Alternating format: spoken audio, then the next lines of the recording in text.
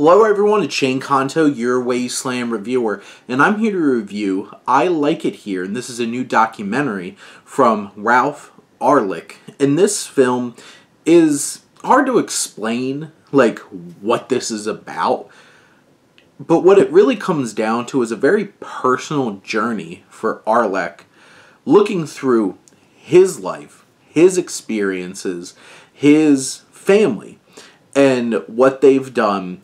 And you have Arlyck, who, a figurehead of American independent documentary film, conveys how it feels to look back on your own life and to contemplate your place in an ever-changing world and what to make of the time of it that remains for you.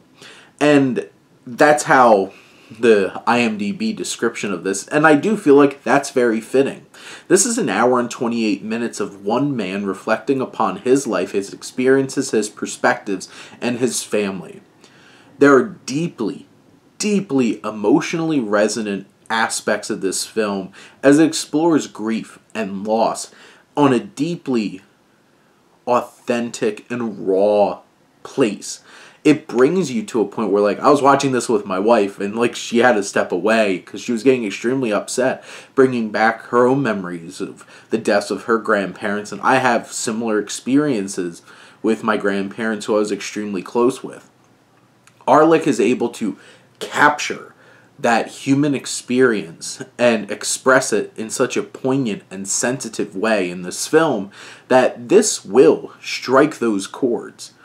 Now, from a structural standpoint, this is very much like fluidity of ideas and experiences. It's not really a fully well-structured kind of film, but it's a collection of ideas. It's a collection of experiences, thoughts, and reflections that Arlyck's able to connect on a deeply human level and build out for the audience to really experience and feel and understand and contemplate and express in a way that pulls you in.